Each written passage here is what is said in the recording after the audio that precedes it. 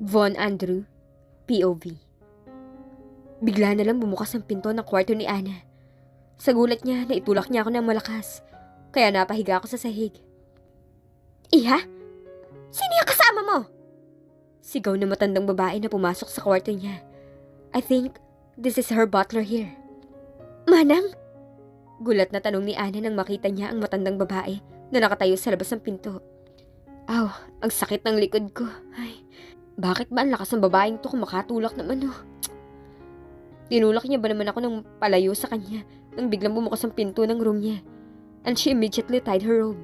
Tumayo ako at nakahawak sa likod ko. Shucks, nabali ata ang spinal cord ko. Ay. Hoy! Paano ka nakapasok sa kwarto ng alaga ko? At anong ginagawa mo sa kanya? Ha? Ana cuts her maids off. Manang, huwag po kayong sumigaw. Saway ni Ana sa matandang babae na akala mo naman nanay ni Ana kung makapagtaas ng boses. Kung sa akin yung pinalayas ko na. Paanong hindi ako sisigaw? Eh may kasama kang lalaki sa kwarto mo. Ano ka ba namang bata ka? Hindi ka naman pinalaki ng magulang mo na ganyan. At ano sasabihin sa akin ng mama mo? Na tinuturuan kita ng ganyan at kinukonsinte? Paano kapag nalaman niya ng asawa mo? Mahabang litanya ng matanda. Estorbo. Makaasawa eh, anong akala niya sa akin? Akyat bahay gang? Bakit ba kasi dumating pang nakakainis na to? Ay, wrong timing. Bulong ko sa sarili ko. Bakit ba kasi ngayon pa sumulpot ang matandang to? Yan tuloy nabitin ako. Anong sabi mo? Bumaling sa akin si Tanda na akala mo naman nakakatakot siya. Ang tanda na to, ang lakas ng pandinig ah. As I was saying, I am Von, Ana's husband. Pagpapakilala ko. Alam na may asawa si Ana tapos hindi kilala kung sino ang asawa. Ang galing naman ng matandang to. I brushed my hair using my hands. Nakita ko ng laki ang mata na matanda at gulat na gulat. Totoo ba, Iha? Tanong ni Tanda kay Ana. Ang gwapo ko namang sinungaling kung hindi siya maniniwala na ako ang asawa ni Ana. Ana just nod. Ay, nako. Iho, pasensya ka na. Hindi kita matandaan. Pasensya ka na talaga. Nakita na ba tayo? Siya nga pala. Bumaba na kayo at nakahanda ng pagkain. Medyo nahiya na matanda. Akala mo naman talaga nakita niya na ako. Sige po manang we will eat here. I cut Anna's off and I pointed the table in the terrace para makita nila na nakahanda ng pagkain na binili ko para sa kanya. Paano nagkaroon ng pagkain dito? Tanong niya sa akin, nagkipit balikat na lang ako. Siya, sayang naman yung inihanda ko pero hindi bali na. Tawagin niyo na lang ako pag may kailangan kayo. Lumabas na si Tanda. Buti naman. Dami niyang satsat. Lumapit na lang ako kay Ana nang biglang bumukas ulit yung pinto. Yung pagkain, kainin niyo, lalamig yun. At umalis na pagkatapos niyo kumain. Baka ano pang magawa mo sa alaga ko. May pagbabanta sa boses na sabi sa akin ni Tanda. As if nakakatakot naman siya. Sinong tinatakot niya? Si Von Andrew Skywalker kaya to? Wala ata itong kinakatakutan. Diyan lang siya nagkakamali. Ay, istorbong matanda. I irritated said. Magtigil ka nga. Saway naman sa akin ni Ana na ikinatingin ko sa kanya. Ang sama ng tingin niya sa akin. Ano bang kasalanan ko at ganyan siya? Siya pa nga itong may atraso sa akin eh. She didn't kiss me back. Ganun ba siya kagalit para hindi niya tugunin ang halik ko? I want to kiss her again. Ano nangyayari sa Yvonne? Bakit ko magugustuhin, di ba? First kiss, ha? Liar ka na, stealer ka pa. I hate you. You must be thanking me for being your first kiss. Ewan ko ba kung namumula siya dahil sa kilig o baka dahil sa inis? Baka kaya niya hindi tinugon ang halik ko dahil hindi siya marunong. Dapat pala araw-araw ko siyang halikan para naman may lesson na siyang matutunan mula sa akin. Umalis ka na nga. Ang kapal ng mukha mong sabihin yan. Pwes, hindi ko gusto na manakawan ng first kiss. At ang nakakainis pa doon, ikaw pa nakakuha nun. Ay, nakakainis ka na talaga. Kanina ka pa eh. Naasar niyang sabi sa akin at hinila mo sa mukha niya na mas lalong namula. Grabe, ang cute niyang asarin, lalo siyang namumula. Every girl's dream kaya na ako ang first kiss nila. Dagdag ko pa habang nakangisi. And I'm not one of them. Galit niyang sabi. You're not, but I dream to be your first kiss, second, third, and so on kisses. Pangasar ko pa lalo sa kanya. Nakakatuwa yung itsura niya, pulang-pula na talaga. You're blushing. Napayuko siya at naglakad na papasok sa walk-in closet. Susundan ko ba? Wag na, baka iba ang makain namin dito. Umupo ako sa couch before I turn off the TV. Hindi ko alam kung bakit nagkakaganyan tong asawa ko. I asked Abby kung kasama niya si Ana. May Isabella Anastasia Johnson. No, it's Isabella Anastasia Johnson Walker. I called her Ana o Tasha para unique. Pinuntahan ko siya sa mall pero iniwasan ba naman ako? Gusto niyang umuwi. So hinatid ko na lang siya. Wala naman akong plano na ilabas siya. Hindi ko rin naman alam kung saan siya dadalhin dahil iba siya sa mga babae na kilala ko. Sinundan ko siya sa loob ng bahay nila para makausap ko siya. I want to explain even if she's not asking. Kainis naman kasi umiyak siya ng dahil sa akin. Kaya hinayaan ko na lang siyang umakyat. Alam ko naman kasing pagod siya. Kaya hindi ko na kinulit ang masyado. I offered to bring her food. She just nodded and I find it so cold. Nagmadali akong bumalik sa bahay niya. Mahirap na, baka tulog na siya. Pumasok na ako kasi hindi naman nakalak yung gate at main door tapos wala na naman yung guard. Pumasok na ako, hindi naman ako napansin ng mga kasambahay na naglilinis sa sala. So, I go upstairs and entered her room. Hindi rin nakalak kasi. Kaya easy ako nakapasok kung magnanakaw lang ako. Nasamsam ko na lahat ng gamit rito walang kamalay-malay mga tao. Buti na lang at gwapo ako, hindi magnanakaw. Hinanap ko siya sa kwarto niya. Wala siya. Siguro naliligo siya. I turn on the TV para malibang habang hinihintay ko siya. Ang tagal sobra. Kaya hinanda ko na sa mesa yung kakainin namin. Buti na lang dumaan ako sa grocery. Bumili ako ng chips. Bala ko sana mag-movie marathon kasama siya. Ngayon lang to eh. Kaya yun, nahiga ako sa kama habang kumakain at nanonood. Napansin ko bumukas yung pinto and I saw her. She's just wearing a pink bathrobe. Bakit sobrang hot niya? Wow. Iniwas ko agad yung tingin ko sa kanya kunwari hindi ko pa siya nakikita. At focus lang ako sa TV. Pero bakit ganun? Siya na yung nakikita ko sa TV. Anak naman ng tokwa. Nakarobe lang siya at wala siyang suot na kahit ano sa loob. Para tuloy nag-init ang atmosphere ko. Kaya nung tinanong niya ako kung anong ginagawa ko dito, I answer without looking at her. Bakas pa sa to ng pagsasalita niya, nagalit pa siya sa akin. Kaya naman ayun, dinaan ko na lang sa pangasar. Actually, hindi ko talaga siya hahalikan kanina. Inaasar ko lang siya. Pero hindi ko nakontrol ang sarili ko. Parang may sariling isip na gumalaw ang mukha ko at hinalikan ko siya. Tapos yung kamay ko parang may sariling isip. Naglulumikot. Maingat ako pagdating sa kanya pero kainis na buhay ito. Mukhang may kanya-kanyang isip ang kamay ko. Buti na lang talaga dumating yung maid nila. Kasi kung hindi, siguradong nauwi na sa kama yun. Pero on the other side, ang hinayang ako. This is the time para makuha ko ang asawa ko. Makascore. Kaso malas eh. I can't erase it in my mind. I want to continue it. Lalo na yung kiss namin, I want to kiss her again and again and again. Sounds crazy but yeah, I am. That pinkish, smooth sweet lips of her, I want to claim it again. Nabitin tuloy ako tapos kainis. Sakit pa ng puson ko.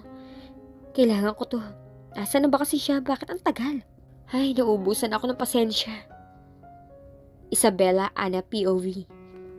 Hindi pa rin ako makaget over sa ginawa niya. Ay, thanks manang, hindi natuloy ang ginagawa ng lokong lalaki na yun sa akin. Pagkabihis ko, lumabas na kagad ako at nakita ko si Andrew na nakaupo sa couch. Nakatingin lang sa labas. Hindi ko siya pinansin dahil mukhang ang lalim ng iniisip niya na ngumingisi-ngisi pa siya. Baliw. Naglagay ako ng skincare then I comb my hair. Nilingon ko siya at nakita kong ganun pa rin ang position niya. Siguro may binabalak na naman to. Kumain na tayo. Tinap ko siya sa shoulder. Nagulat naman siya, parang gusto kong tumawa. Priceless kasi yung itsura niya pero naglakad na lang ako papunta sa terrace. Habang pigil ang tawa ko.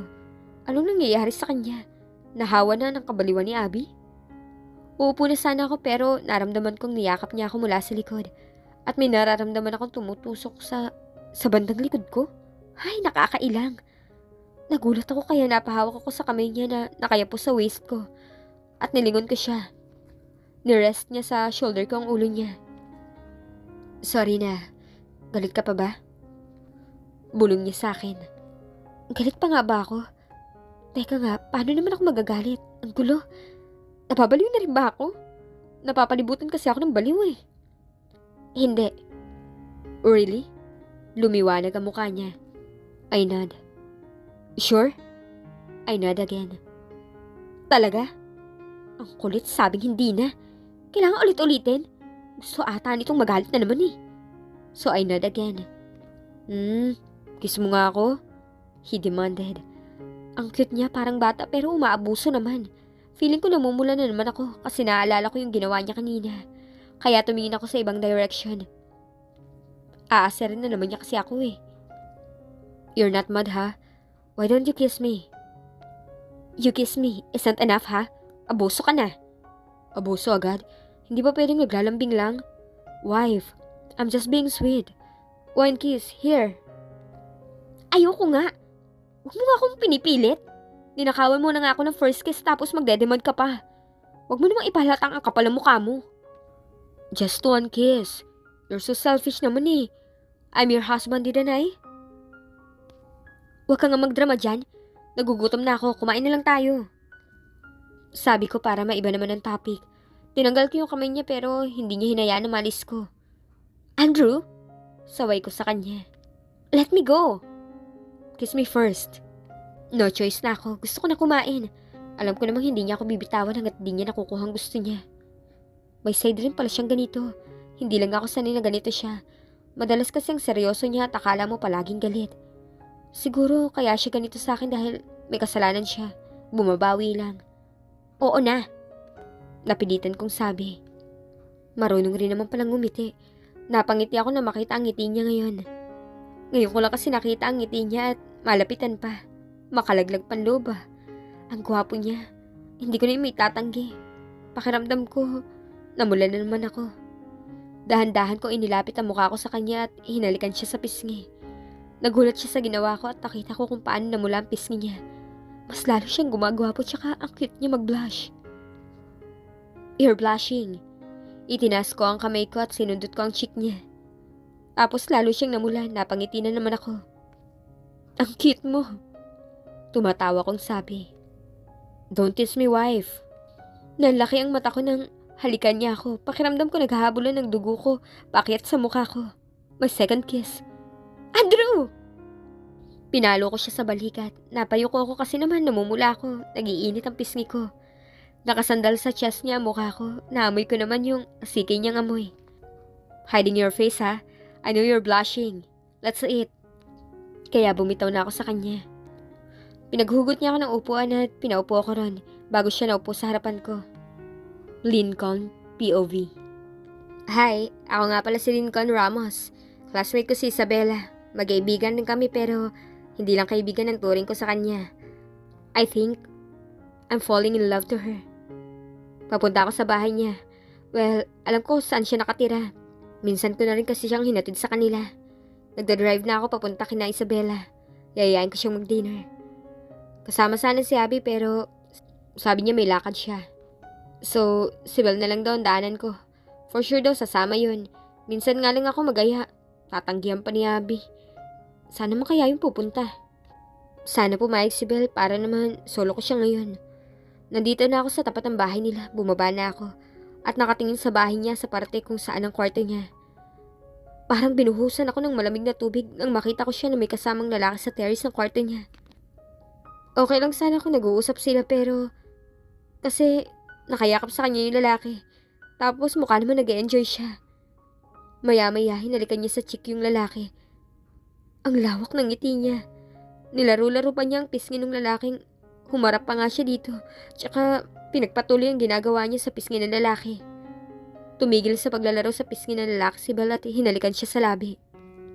Bakit parang nasasaktan ako? Mahal ko na ba siya? Hindi ba't kaibigan lang ako? Kaibigan niya ba talaga ako? Bakit wala akong alam na tungkol sa kanilang dalawa? Bakit wala siyang sinabi sa akin? I won't judge her. Kung ano man ang nakita ko, hindi pa rin yung basihan para mawala ang nararamdaman ko sa kanya. I know she's the girl I like. Uuwi na lang ako, for sure naman na hindi siya sasama. May kadate siya sa room niya pa. Dinner together. Lincoln, ikaw ba yan? Papasok na sana ako sa kotse nang tinawag ako ng isa sa kasambahay nila Bel. Yes po. Sagot ko sa babae at humarap ako sa babaeng kumausap sa akin. Huwag mo na akong pinopopo dyan. Magkasing edad lang siguro tayo. Ano bang pangalan mo? Tanong ko sa kanya. Maganda siya at kung hindi siya nakabihis ng pang-maid, hindi mo maiisip na isa lang siyang katulong. Ava.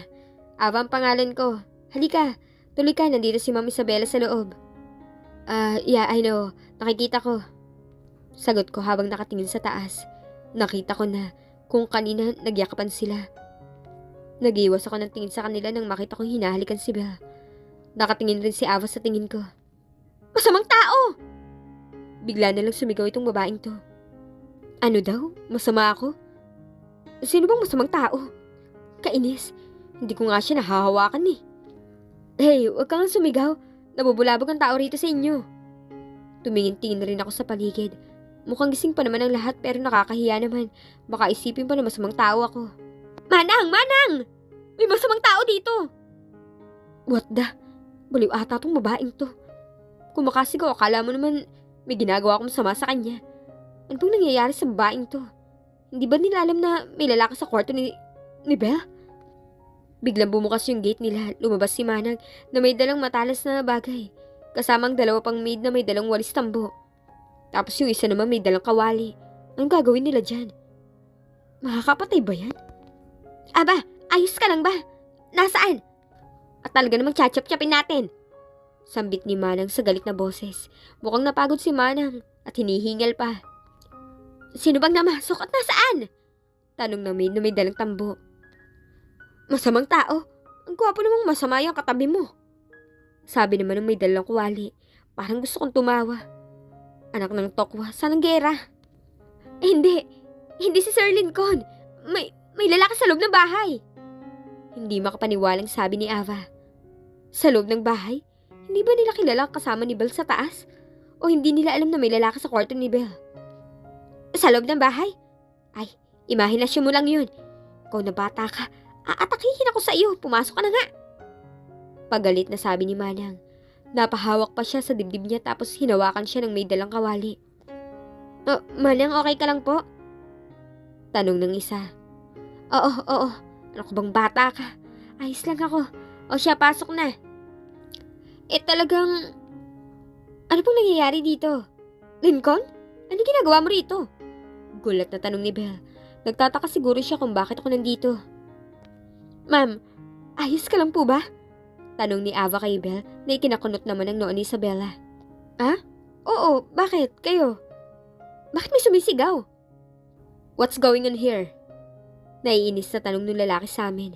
Aba, loko siya. Siga. Siya yun! Dinuro ni Ava yung lalaking tumabi kay Belle at inilagay ang kamay sa bewang ni Belle. Sino ka? Ay, you're blind. I'm too handsome to be like that. Right, baby? Mahabang sabi ng lalaki bago itinago ang mukha sa likod ni Belle. Tinatago o hinahalikan si Belle sa harap namin. English speaking, dude. Grabe, ang yabang mo talaga kahit kailan. Ay nako. Naiiling-iling na sabi ni Manang. Mukhang alam niya na may lalaki rito pero ang mga kasamahan niya wala. Hindi. Ano bang iniisip niyo? Lincoln, anong ginagawa mo rito? It's 10 in the evening. Sabi ni Isabela. Ouch. Shucks, I'm not ready for this. Napadaan lang ako. Sige, alis na ako. Ay, what a lame excuses. Bakit nag-iba ata siya sa akin? Sorry, Lincoln. Na-offend kita. Ngumiti na lang ako kay Belle nang sabihin niya yon. Anong ginagawa niya dito? Sino ba yan? Narinig kong sabi ng lalaki. Kung umasta, akala mo naman kung sino. He's my classmate. Napadaan daw siya, narinig mo naman siguro. Sagot ni Belle at ngumiti sa lalaking kasama niya. Classmate? May classmate bang pupuntahan ka ng ganitong oras? Kung napadaan di sana umalis na yan kanina pa. Mukha namang sinadya niya pumunta dito. Inis na sabi ng lalaki. Andrew? Saway ni Belle. Umalis na yung lalaki at sinundan ni Belle pero dali-dali niyang pinaharurot ang sasakyan niya paalis sa bahay ni Belle. Anong nangyari doon? Lokohan lang Loko kong umasta, parang hindi ako kilala. Kung sa bagay, hindi niya naman talaga ako kinikilala. At hindi ko na rin siya kilala. Sino nga kaya si Lincoln? Ano kaya ang kaugnayan nito kay Belle?